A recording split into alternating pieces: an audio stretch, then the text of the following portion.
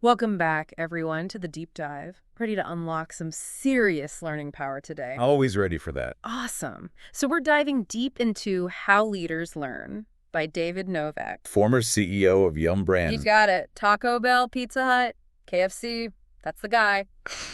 But this book, it goes way beyond just the business world. Oh, yeah, for It's you. about becoming a more active learner in any part of your life, your career, relationships, Absolutely. anywhere you want to grow, really. So we're going to pull out some golden nuggets from Novak's experience and see how we can put them to work. I love that. Golden nuggets. So one of the things that really struck me is how Novak frames learning as a discipline, Yeah, just, almost like a muscle you have to train.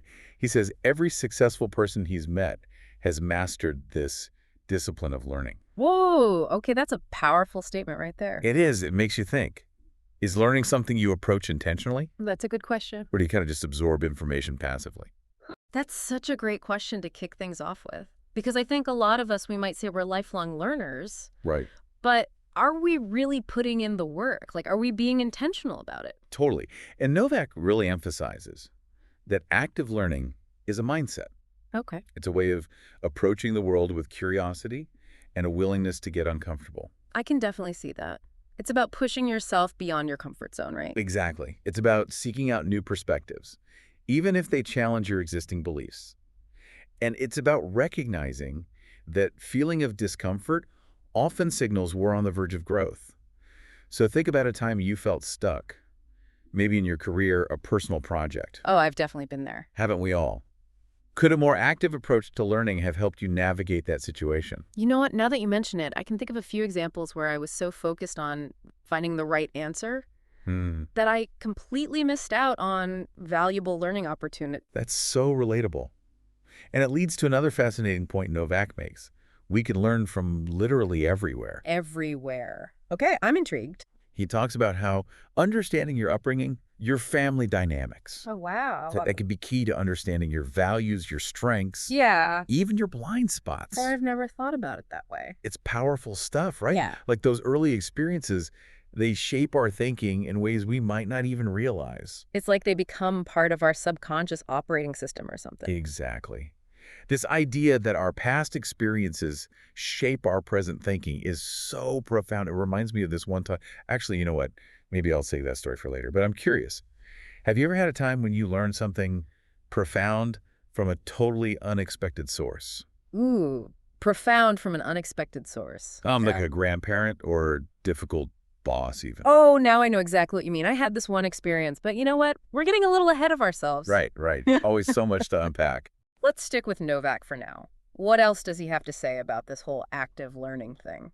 Well, he also talks about how growth often requires us to leave behind what feels safe and comfortable.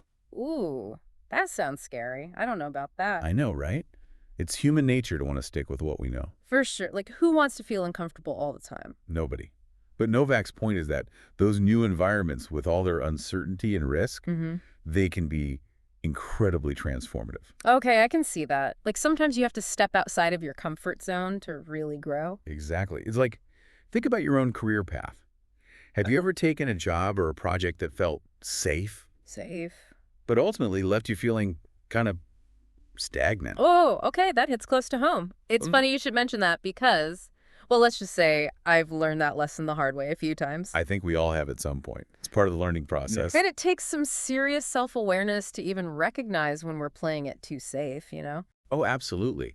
And sometimes the most valuable lessons come from taking a risk and seeing what happens, even if it means failing along the way. I hear you on that one. So how do we get better at this whole seeking out new environments thing? Any tips from Novak? Well, speaking of seeking out knowledge, there's this piece of advice from Novak that I absolutely love. Identify your knowledge gaps, then find the experts and just ask them questions. Oh, wow. So simple, yet so brilliant. Do we actually do that enough, though? It does require a certain humility to admit what we don't know, right? Totally. Especially in a professional setting. But here's the thing. Everyone has expertise in something. Novak tells this great story about how within a company, the answer to any question is usually in the building somewhere. It's like this hidden treasure trove of knowledge just waiting to be unearthed. Exactly. Yeah. But we have to be willing to ask And I think there's a flip side to this as well. To receive knowledge freely, we need to be willing to share our own expertise. Okay, so it's a two-way street. I like that. Absolutely. Creating a culture of reciprocity where knowledge is shared openly and freely, that's essential for both individual and collective growth. Makes sense. So are we saying it's like a knowledge potluck? Bring what you have and be ready to try something new. Aha, exactly. A knowledge potluck. I love that. And you know what else struck me about Novak's approach? This whole idea that intellectual friction is actually a feature of learning, not a bug. Oh, tell me about it. He really emphasizes that it's okay to disagree, to debate, to challenge ideas. Like, imagine you're in a meeting and everyone seems to be in agreement, Uh-oh. right? Is that always a good sign? Maybe someone's holding back a key concern or a different perspective. That's where healthy friction can spark deeper thinking. It forces us to examine our own assumptions, right? Exactly. Instead of just accepting things at face value, we got to really think critically and refine our understanding. Okay, so a little bit of healthy debate can actually be a good thing. Absolutely. It could push us to think more deeply and come up with better solutions. I'm starting to see the value in that. But let's be real, disagreement can be uncomfortable. Oh, for sure. But that's where that growth mindset comes in again, right? Being willing to embrace that discomfort because we know it's ultimately leading us to something better. That's a great way to think about it. So it's like choosing to see the learning opportunity in the friction rather than just avoiding it. Exactly. And that leads us to another crucial point. You need a certain amount of optimism about the future to make learning worthwhile. Ooh, that's interesting. Right. Otherwise, why bother putting in the effort? If we don't believe things can get better, why even try to learn and grow? Wow, yeah, it's that sense of possibility, that belief that we can actually make things better that fuels our curiosity and drives us to take risks. Exactly. And speaking of risk, Novak is very clear that risk-taking and occasional failure are inevitable in the pursuit of growth. What's a risk you've been hesitant to take because of that fear of failure? Wow, what a question. I'm gonna need a minute to think about that one. Take your time. It's a big question. It is. It's so easy to get caught up in that fear of failing. But maybe we should reframe it as a chance to gain valuable experience, even if things don't go exactly as planned. It's about shifting our perspective and seeing challenges as opportunities for growth, even if they involve a few stumbles along the way. I love that. It's about embracing the journey, not just focusing on the destination. Precisely. And that brings us to another essential aspect of active learning, and that's listening. Novak makes this bold statement, you cannot learn if you cannot listen. That's so true. And it's something we need to work on, right? Myself included. It is. He points out how arrogance, especially after some success, can make us deaf to valuable insights like we think we've got it all figured out. Yeah, we stop really listening. We've all been there. For sure. Thinking about our next point instead of what they're saying. Oh, yeah, totally. Active listening. Yeah. It's not just being quiet while someone talks, right? It's not. It's seeking to understand their perspective, their experiences. Their ideas. Yeah. It's about asking questions, reflecting back what you hear, being open to challenge. Exactly. When was a time you realized you weren't truly listening? What made you aware? You know, those moments can be uncomfortable but valuable. Like, oh, I'm not present, I'm just waiting to talk. Exactly. Recognizing those patterns is the first step. Speaking of patterns, Novak talks about a language shift, Oh, interesting. replacing should with could. Okay. He says it expands possibilities and invites creativity. Instead of one right answer, you open up a world of potential solutions. It's like a mindset shift, right? From limitations to possibilities. Think about it. Should implies obligation. A set path could suggest choice exploration. Like you're choosing to venture off the beaten path instead of just following the rules. Exactly. From a hallway to a wide open field room to experiment, make mistakes, discover. That's a great visual. And this connects to hunting for the truth when things seem too good to be true. Because sometimes they are. We get blinded by good news or follow a pattern to the wrong conclusion. Pattern thinking, right. Yeah. Seeing what we expect, not what's actually there. Exactly. Have you ever been so sure of something only to realize you were totally wrong? Oh, yeah. And it's usually because I was so focused on proving myself right, I missed key information. It's about questioning our assumptions, challenging biases, digging deeper, even when uncomfortable. Okay, so it's like curiosity over certainty. I like that. It's about being open to being wrong and seeing that as a learning opportunity. And that brings us to reflection. Novak says it's not enough to just get knowledge. We have to process it. Reflection gives us space to connect the dots, see the bigger picture. It's like taking all those puzzle pieces and finally seeing the image. Exactly. Yeah. Or stepping back from a painting to see the whole composition. I love that analogy. Right. And that meaning-making process is where the real learning happens. It's also where we see our blind spots. Those areas where our assumptions are leading us astray. And this ties into humility versus confidence. Novak says humility is recognizing our limitations. While confidence is believing we can succeed despite them. And that's where true confidence comes from.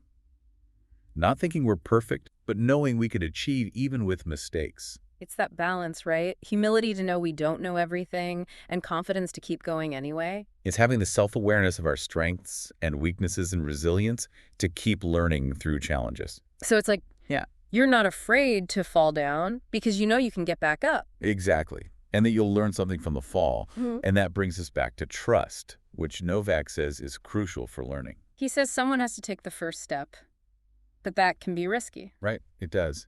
It means being vulnerable, admitting you don't know everything, and asking for help. But that vulnerability is the foundation for strong relationships. Absolutely. Both personal and professional. I love this anecdote from the book about the been there, done that campaign for Diet Mountain Dew. I remember that. It was everywhere. It became part of the language. Novak says that success gave them the confidence to push even further with Do the Do. Which also became iconic. And I think that's a key learning principle, being willing to experiment even against the grain. Exactly. Sometimes those bold moves lead to the biggest breakthroughs. Like, what conventional wisdom could we challenge with a little do the do spirit? I love that. It's approaching things with playfulness and a willingness to try new things. Okay, back to Novak's insights. He points out that active learners seek out big challenges. Because that's where the most growth happens. Preparation is key, though. So it's not about avoiding risk, but about maximizing what you learn from the experience. Exactly. What's a challenge you've been avoiding? What preparation would make you feel more confident? Ooh, that's a good one. It's so easy to just avoid things, but sometimes planning makes all the difference. Just starting to think about it strategically can shift your mindset.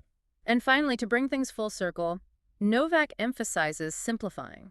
He says active learning is about simplifying complexity so we can act on what we know. It's not about dumbing things down. It's about cutting through the noise, getting to the essence. That clarity, distilling complex information into actionable insights, that's what lets us really learn and make progress. It's about those fundamentals and building up from there. And you know what else? What's that? Active learning. It's not a solo mission. He says we learn best together, right? Exactly. Sharing what we know with others, that exchange of ideas, those different perspectives, that fuels growth. It creates a community, like we're all in this learning thing together, evolving side by side. And that brings us back to Novak's point about the impact of learning.